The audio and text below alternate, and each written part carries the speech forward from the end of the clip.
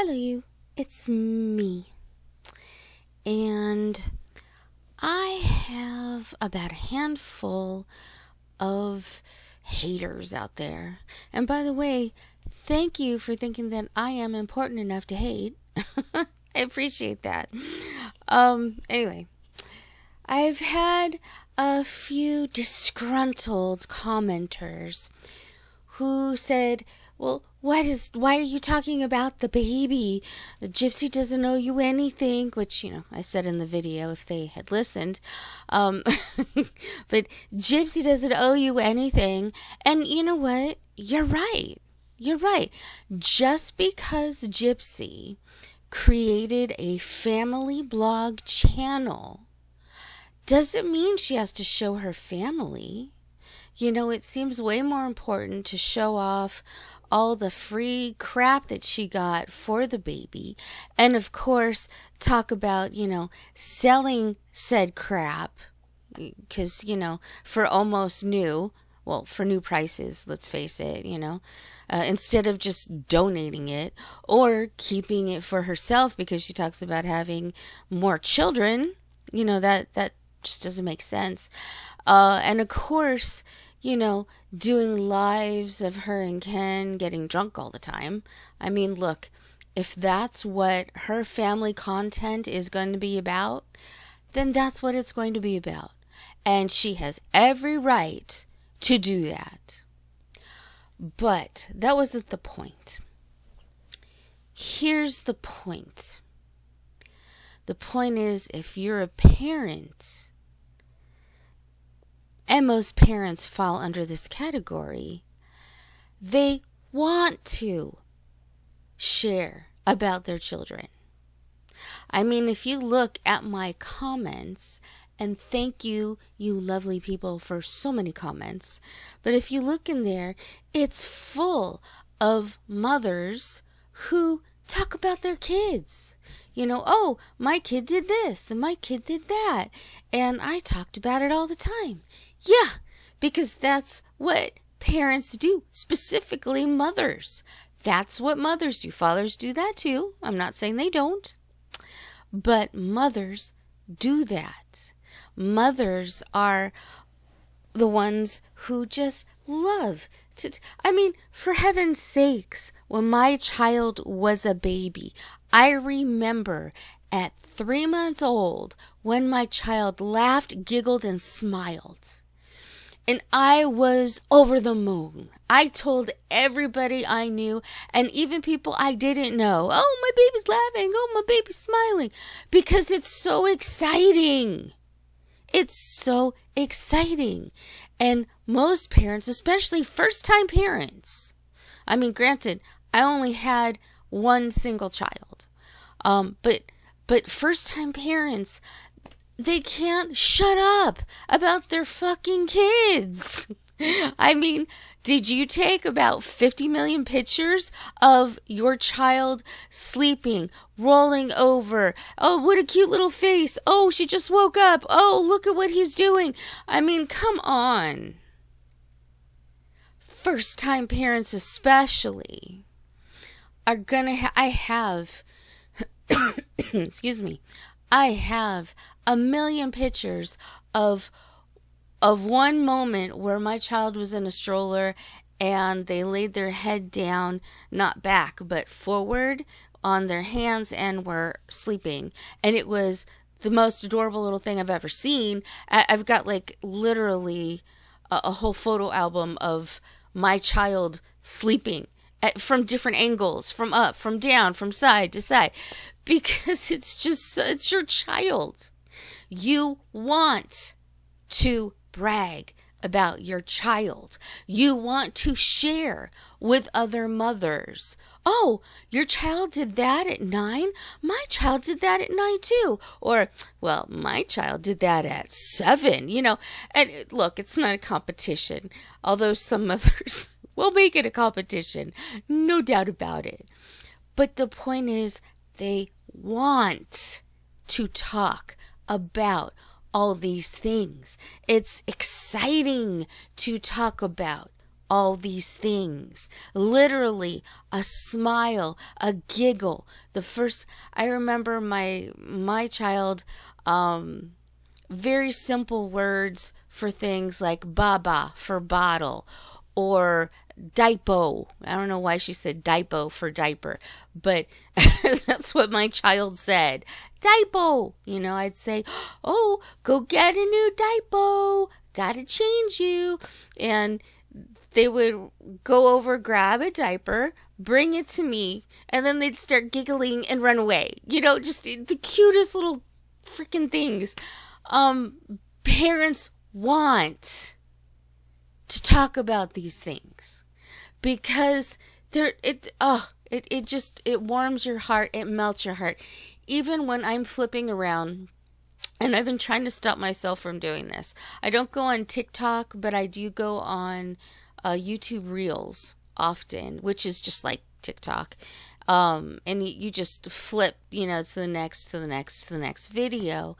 And sometimes I'll just sit and scroll through like 50 baby videos where, like I said before, a baby will turn to their mother or father and say, Dada or Mama, and they just squeal with delight and that's the parents squealing with delight because they're so excited. Oh, they said it, Or this one with this, it looked like a newborn baby, not quite, maybe a few months old. And the baby said, I love you. And oh my God, to me, that warmed my heart. It's not even my kid. It was so precious. Oh my God, it's so precious. And, I try not to freak out with people who have kids, especially babies, or, the cute little toddlers running around being adorable.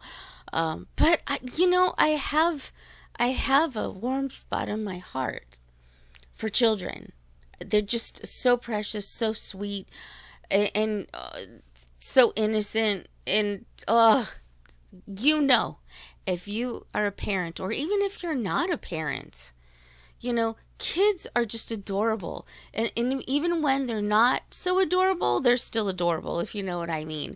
You can't get mad at them because they're so cute. You try to be firm. That's important. Be firm and make sure they understand you do this, you don't do that. But oh my God, they're just so precious. So if I ever become a grandmother, I must spoil the crap out of that kid, those kids, whatever it is. I am now the proud grandparent of a puppy and a kitty, and I spoil them when I'm taking care of them, when my child and their spouse are on a trip or something. I take care of them for a week or so, or a couple days, whatever it is.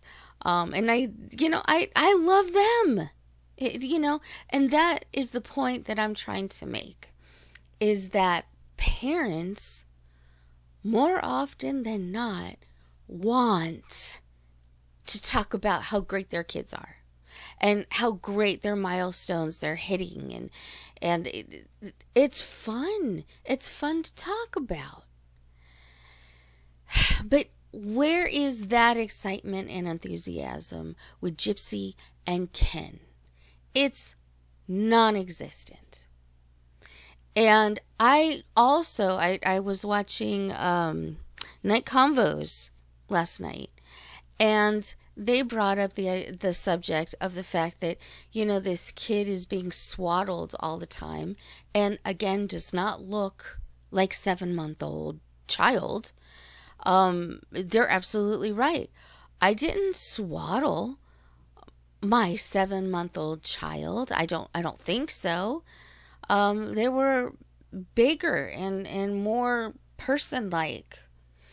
Swaddling is for a little teeny baby, I would think, that needs to have that hug, But at 7 months, they're climbing on stuff and grabbing things and sticking stuff in their mouth and, experiencing the world in a way that we have never seen Aurora, the baby, do or have heard about. Where is that? Every time they show the baby is just kind of there. And I guess it's not a surprise. Gypsy treats Aurora the baby, only from what I've seen. I can't say in real life because I'm not there. But from what she has shown us, she treats Aurora the baby like a baby doll. Just kind of flips her over here, flips her over there, and doesn't treat Aurora the baby like a baby. You know, there's babies move, and babies get fussy, and babies want to, you know, crawl around or pull themselves up and try and walk around. I mean, these are normal baby things. And some of you in the comments did say that it sounded like maybe Aurora does have some kind of a deletion syndrome thing. Just like, you know, maybe not the same one Gypsy has, but maybe something similar because of the way that she doesn't move, and her cries sound they don't sound like normal baby cries. And if you listen really close, it's very high-pitched sounding as well, which I thought was very strange for a baby who's nearly 7 months old. It just didn't, not saying like a baby, you know, talks like this, you know, but I don't know. I think you've noticed it. I've noticed it. The baby just sounds very high-pitched. And maybe they are hiding the fact that the baby does have that microdeletion thing, or a microdeletion issue that is very similar. I don't know. But it seems like with most mothers, and I can't say for all, but I think most mothers, if they had a child who has a disability of any sort, or microdeletion or whatever, they'd want to talk about it, you know? I mean, yes, I know Gypsy, oh, she's got to hide it. She doesn't owe anybody anything, and I get that.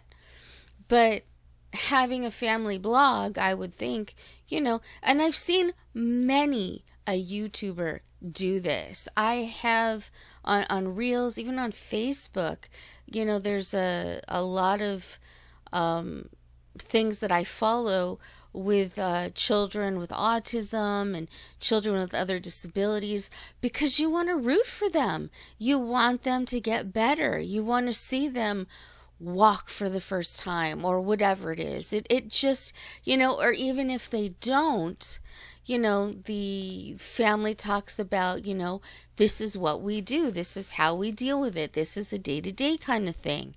And I appreciate that, because you see the struggles, you see the happy times, you see the frustrating times, and you just hope for the best for them. It's interesting because I hadn't experienced things that they have, and I like that they share. I think it's really interesting, and probably real important to other parents out there who maybe just don't know what to do. Maybe they're stressed. Maybe they're frustrated. Maybe they don't know the disability that their child has. They just know that something isn't quite right, and this can help guide them into at least some direction. Like, hey, doctor, could it be this? Could it be that? Could we test for this? You know what I mean? Like, I think those are important things to put out there. And although I will say that most of the videos I watch are of children that are older or of an adult age, and how they deal with their issues. You know what I mean? I don't watch a lot of younger children. I watch mostly older children, specifically with autism, ADHD, that sort of thing. But that's what I'm questioning with Gypsy. Why doesn't she want to share these things? Because most parents would, especially if they have a channel, a TikTok channel, a YouTube channel. They want to share these things. They like sharing these things and maybe asking questions of the audience that is watching them. They want to. My question is, why doesn't Gypsy want to? It's very strange to me. And I think it's definitely indicative of her own microdeletion issues, which she says she doesn't have any of. You know, sure, Gypsy. We see you're perfectly fine and normal. Come on. That's really my question. Why doesn't she want to? But, thanks haters. You helped me with a new video. I appreciate you. Anyway, thank you for listening, and that's all I've got to say.